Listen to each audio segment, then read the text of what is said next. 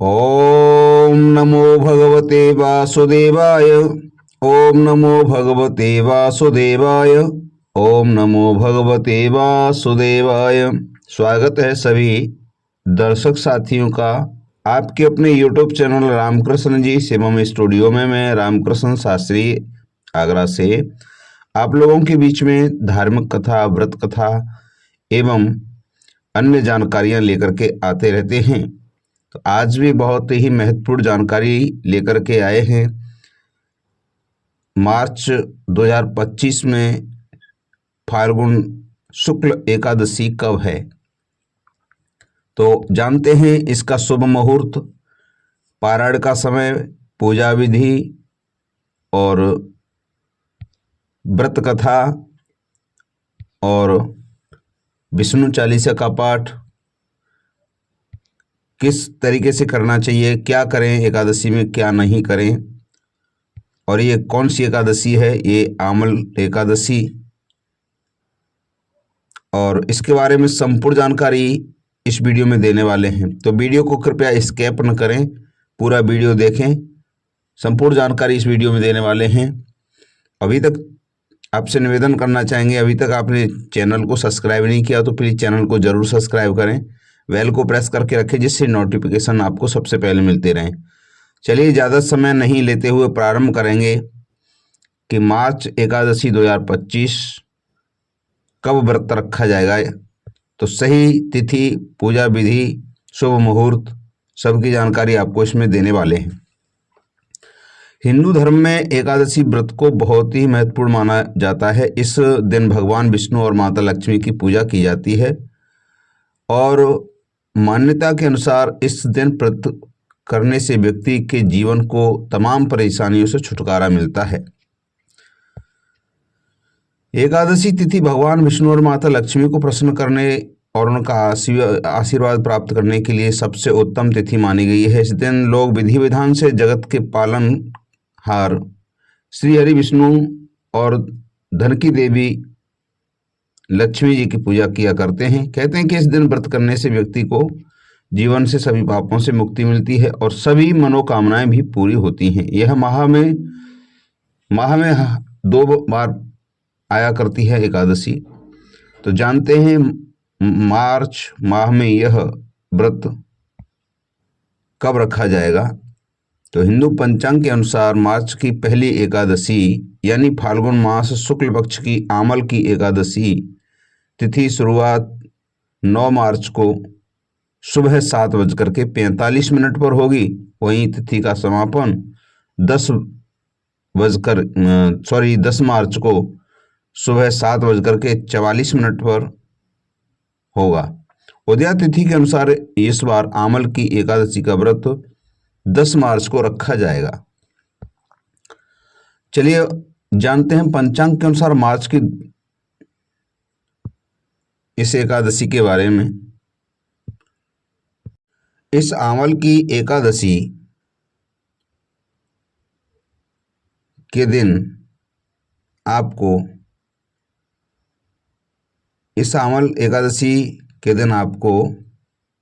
आंवले के पेड़ की पूजा करना शुभ माना जाता है।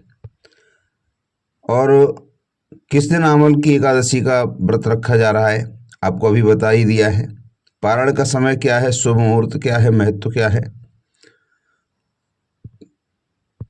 ब्रह्म मुहूर्त क्या रहेगा। ब्रह्म मुहूर्त सुबह 4:59 से 5:48 तक रहेगा। विजय मुहूर्त दोपहर 2:30 से 3:17 तक रहेगा। गोधूली मुहूर्त 6:24 से 6:49 तक रहेगा।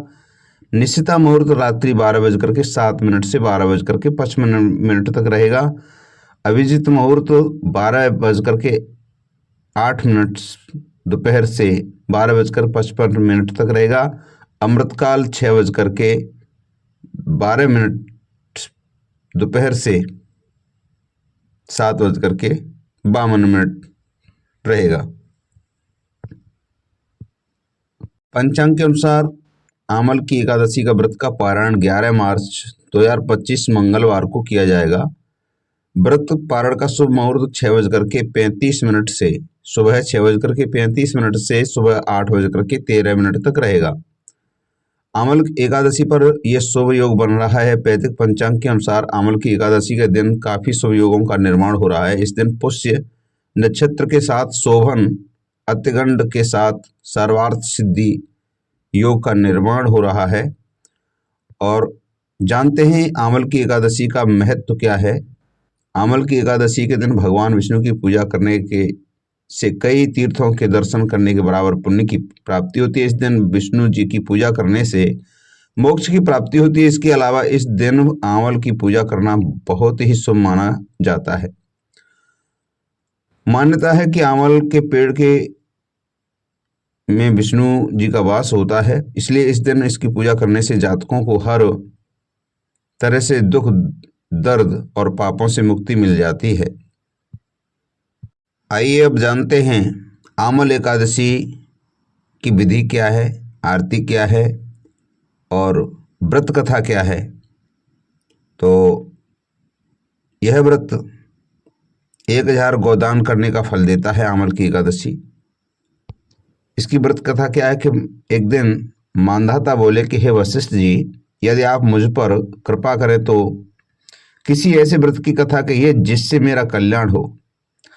महर्षि वशिष्ठ बोले कि हे राजन, सब व्रतों से उत्तम और अंत में मोक्ष देने वाले आमल एकादशी के व्रत का वर्णन करता हूँ। यह एकादशी फागुन मास के शुक्ल पक्ष में होती है। इस व्रत के करने से समस्त पाप नष्ट हो जाते हैं और इस व्रत का फल 1000 गोदान के फल के बराबर होता है। अब मैं आपसे एक पौराणिक कथा कहता हूँ, आप ध्यानपूर्वक सुनिए। एक वैदिश नाम का नगर था जिसमें ब्राह्मण, क्षत्रिय, वैश्य, शूद्र चारों वर्ण आनंद से रहा करते थे। उस नगर में सदैव वेद ध्वनि गूंजा करती थी तथा पापी, दुराचारी, नास्तिक उस नगर में कोई नहीं था। उस नगर में चैत्ररथ नाम का एक चंद्रवंशी राजा राज्य करता था। वह अत्यंत विद्वान और धर्मी था। उस नगर में कोई भी व्यक्ति दरिद्री और कंजूस नहीं था। सभी नगरवासी विष्णु भक्त थे और आबाल वृद्ध, स्त्री पुरुष एकादशी का व्रत किया करते थे। एक समय फागुन मास के शुक्ल पक्ष की आमल की एकादशी आई। उस दिन राजा, प्रजा और बाल वृद्ध सबने हर्षपूर्वक व्रत किया। राजा अपनी प्रजा के साथ मंदिर में जाकर के पूर्ण कुंभ स्थापित करके धूप, दीप, नैवेद्य, पंचरत्न आदि से धात्री यानी आंवले का पूजन करने लगे। इस प्रकार स्तुति करने लगे कि हे धात्री, तुम ब्रह्म स्वरूप हो, तुम ब्रह्मा जी द्वारा उत्पन्न हुए हो और समस्त पापों का नाश करने वाले हो। तुमको नमस्कार। अब तुम मेरा अर्घ स्वीकार करो।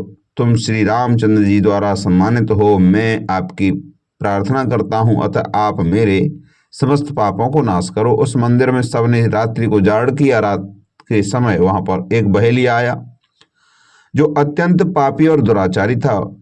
वह अपने कुटुंब का पालन जीव हत्या करके किया करता था। भूख और प्यास से अत्यंत व्याकुल हुआ बहेलिया उस जागरण को देखने के लिए मंदिर के एक कोने में बैठ गया और विष्णु भगवान तथा एकादशी माध्यम की कथा सुनने लगा। इस प्रकार अन्य मनुष्यों की भांति उसने भी सारी रात जागरण में बिता दी।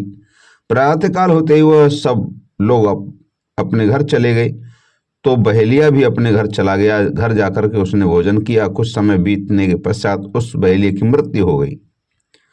मगर उस आमल की एकादशी के व्रत का तथा जागरण से उसने राजा विदुरथ के घर जन्म लिया और उसका नाम वसुरथ रखा गया। युवा होने पर वह चतुरंगिनी सेना सहित तथा धन धान्य से युक्त होकर 10,000 गांवों का पालन करने लगा। वह तेज से सूर्य के समान, कांति में चंद्रमा के समान, वीरता में भगवान विष्णु के समान और क्षमा में पृथ्वी के समान। वह अत्यंत धार्मिक और सत्यवादी, कर्मवीर और विष्णु भक्त था। वह प्रजा का समान भाव से पालन करता था। दान देना उसका नित्य कर्तव्य था। एक दिन राजा शिकार खेलने के लिए गया। देवयोग से वह मार्ग भूल गया और दिशा ज्ञान न रहने के कारण उसी वन में एक वृक्ष के नीचे सो गया। थोड़ी देर बाद वहां पहाड़ी मलेच्छ वहां पर आ गए और राजा को अकेला देखकर मारो मारो शब्द करते हुए राजा की ओर दौड़े। मलेच्छ कहने लगे कि इस दुष्ट राजा ने हमारे माता पिता पुत्र पौत्र आदि अनेक संबंधियों को मारा है तथा देश से निकाल दिया था, अतः इसको अवश्य मारना चाहिए। ऐसा कहकर के वे मलेच्छ उस राजा को मारने दौड़े और अनेक प्रकार के अस्त्र शस्त्र उसके ऊपर फेंके। वे सब अस्त्र शस्त्र राजा के शरीर पर गिरते ही नष्ट हो जाते और उनका बार पुष्प के समान प्रतीत होता था, जैसे फूल आकर के लगा हो शरीर में। असर नहीं कर रहे थे अस्त्र शस्त्र।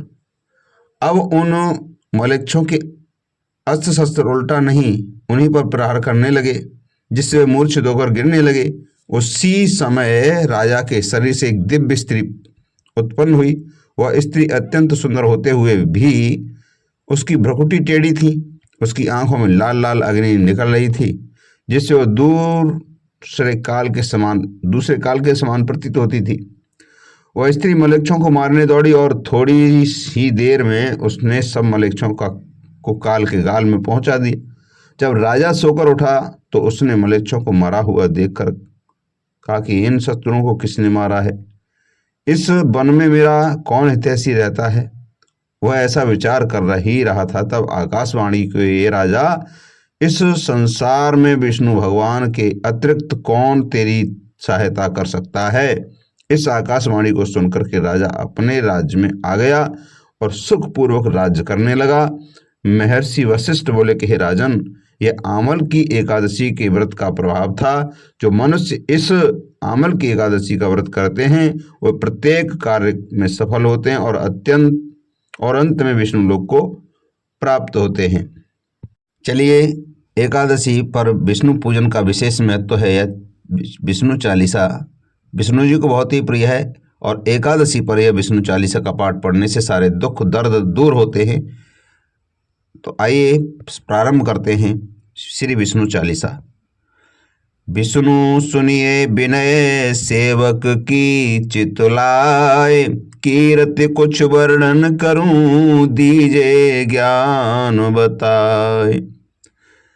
नमो विष्णु भगवान खरारी, कष्ट नसावन अखिल बिहारी। प्रबल जगत में शक्ति तुम्हारी, त्रिभुवन फैल रही उजियारी। सुंदर रूप मनोहर सूरत, सरल स्वभाव मोहनी मूरत। तन पर पीताम्बर यति सोहत, बैजंती माला मन मोहत। शंख चक्र कर गदा विराजे, देखत दैत्य असुर दल भाजे। सत्य धर्म मद लोभन गाजे, काम क्रोध मद लोभन छाजे। संत भक्त संजन मन रंजन, धनुज असुर दस्रदन गंजन। सुखोपजाय कष्ट सब भंजन, दोष मिटाए करत जन सज्जन। पाप काट भव सिंधु तारण, कष्ट नाश कर भक्त निवारण। करत अनेक रूप प्रभु धारण, केवल आप भक्ति के कारण।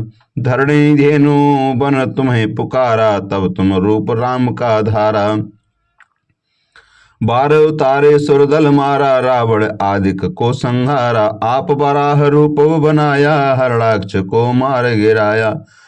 धर्म तस्य तन सिंधु बनाया, 14 रत्नन को निकलाया। अमेलख असुरन द्वंद मचाया, रूप मोहनी आप दिखाया। देवन को मृत पान कराया, असुरन को छवि से बहलाया। कूर्म रूप धर सिंह मझाया, मंद्राचल गिर तुरत उठाया। शंकर का तुम फंद छुड़ाया, भस्मासुर को रूप दिखाया।